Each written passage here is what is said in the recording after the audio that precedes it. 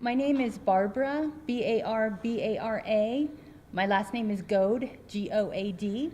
This is my son Brian, Goad, Goad. And just tell us again how you're connected to this. I am Robert Goad's sister, and Brian is his nephew.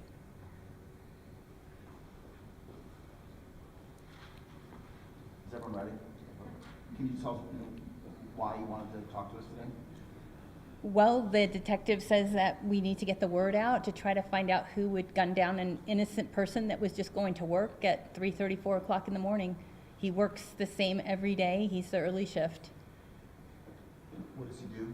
He is a FedEx delivery driver. And can you just tell us a little bit about him? What was he like? Bob was fun. He smiled. He laughed a lot. He loved to play games. We play card games all the time.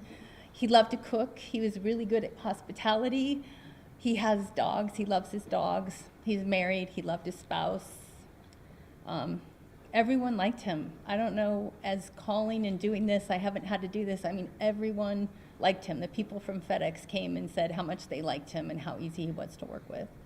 What do you guys know so far? And talk to me about the initial phone call when you found out and what you've learned since, the little that you've learned since. There's very little that we know. I got a call at 7 a.m. from his spouse, Oscar. Oscar was notified earlier, but it was like 4 or 4:30 in the morning, I believe. And so he was asleep. And then as soon as he got it, he called me, got ready. I went to Denver Health, which is where they told us to go.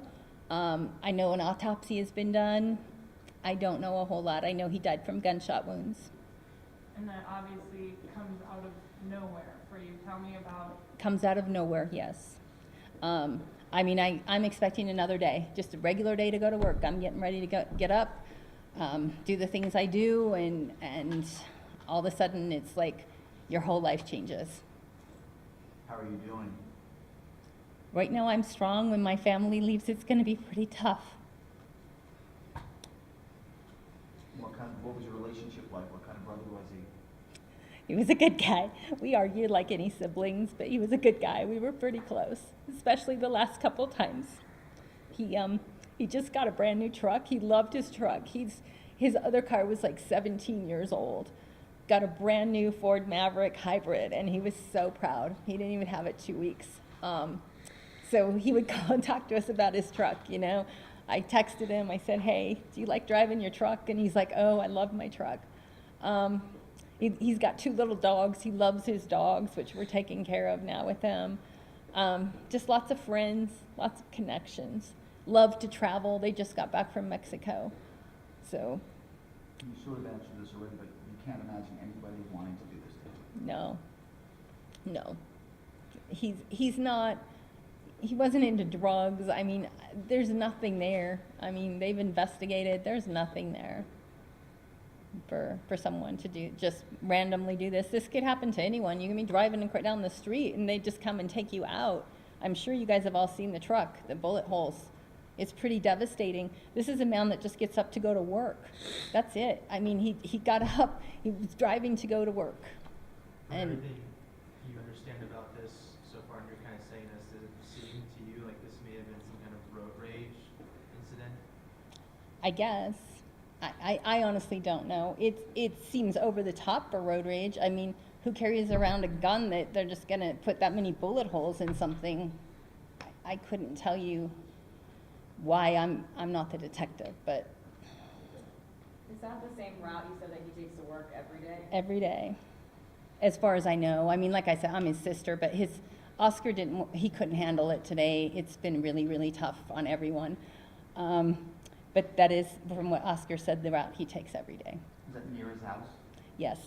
How far from his house was it? I believe the detective, and I could be wrong, told me that the accident where it finally stopped, you know, they shot him and then he ran into the back of a car and that stopped the car. I believe, I don't want to misspeak, I don't know, but I believe that was 11th in Colorado, and they live at the Welshire at 2499 Colorado, and he goes straight up, and I'm not sure he's going to Commerce City. I think it's off of 44th and something for his work, but I'm not positive. Less than a mile?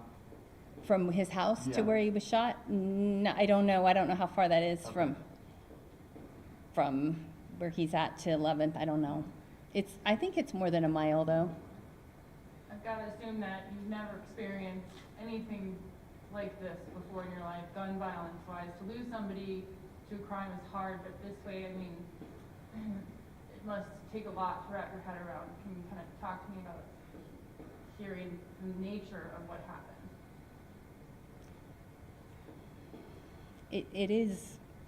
It is really hard. Unfortunately, my mom, we believe, was also murdered, but that was a long time ago. But it's hard to wrap your head around it. I'm not sure that I even have processed it. I mean, I can be strong, and then all of a sudden I break. I'm not sure all of us have processed what's happened. It's like me telling you, hey, so and so, and it's something you can't even imagine, that somebody was shot and it's your friend or your family, and you can't even imagine. And it's something more that you see on TV. All those bullet holes in the truck, oh my God, we looked that up, I think, off of the internet. My son found it and blew it up. I mean, that's horrific. Who does that? Why? Who would spray a truck like that? And how can it be at 4 a.m? It's got to be some bad person that was looking for a reason to shoot somebody. It's got to. I don't know. You guys know as much as I do, really. I can't even imagine what you guys are dealing with, and, you know, my condolences and prayers are with you and your family, and thank you for being so brave to talk to us today. You mentioned you guys rushed to Denver Health. Were you able to share any last words with your brother? No. Now, this is just my belief, okay? I don't know what's really happening. I believe my brother was dead on the scene. I knew exactly that when I called Denver Health, because Oscar was just a mess, when I called down there, when they put me onto a social worker, I knew my brother was gone. That's just usually, I knew that, you know, usually you can get information and they wouldn't give me anything. So the experience, I mean, they did the best they could, but I believe the body was just transported there. But that's my own personal belief. They may have tried something when he got there, but I believe he was gone. Was he a gun owner himself? No, he was not. And obviously you came here today to try to get the word out, get answers. You know, being in that area, there's a lot of apartments, businesses around there. I know it was early, but I guess what would you say to anyone who maybe heard something, saw something? I would say, please, please, please help us find who did this. This is my brother. He didn't do anything to anyone ever. And he was just going to work. I mean, all the guy did, I mean, who wants to get up at 3 o'clock in the morning to go to work? He was just going to work. And to be shot down, it could be any one of you. It could be any of you, it could be any of your family going to work, and somebody just empties a clip or whatever into your car and kills you. How old was he? 58. And he was a FedEx driver. He was a FedEx driver. How long have you been working for FedEx? Oh gosh, I don't know. No worries. 10 to 15 Long years time. maybe? Yeah, yeah. Long-time employee. Yeah, and I mean, he did other things too, so it's not just driver, but I mean, he did drive, and then he did work with FedEx, and he sorted, and you know, all the kind of stuff that they do. They sort, they do the pickups, they do all the different things. And I'm guessing 10 years, but I don't know. I'm sorry, time flies, I don't know. That's okay. We can easily say a long-standing employee of FedEx. So, Yeah. Does it distress you how little is known right now? Well, yeah, of course, that's very distressing. I think but I'm not saying that these guys aren't doing their job. I think they have been really wonderful at contacting us, especially Detective Kreider has called me every day, sometimes 2 or 3 times. I mean, it's only been a couple days, but they're on it, they're trying. Yeah, I feel like,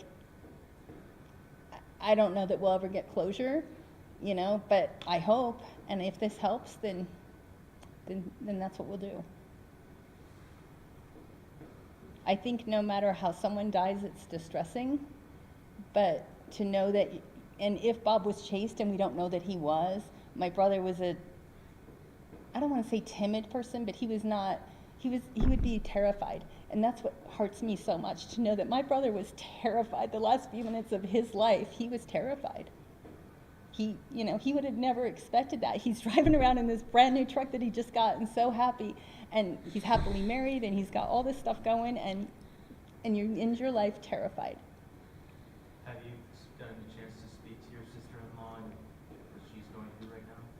My brother actually was married, was gay. No, that's fine. So Oscar, yes, Oscar has been with us every day. He just can't do this. How long were they together? Well, they were married, I believe, 5 years, and they were together before that.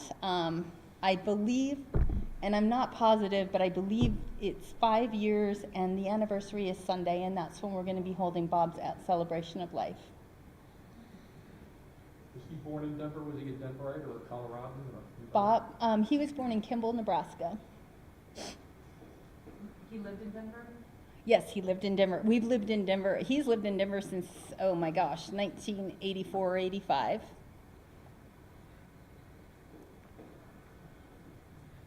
Thank you very much. Is there Thank anything you. you'd like to say? Do you want to say anything, Brian? Just that he was a great guy. He would do anything for anyone, anytime.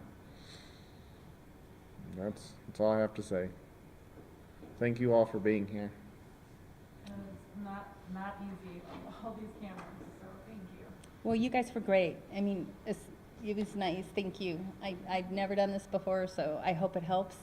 I'm praying that you can get something from it. You don't have to do it again. Yeah, I don't ever want to do it again. Thank you. Thank you. Sure.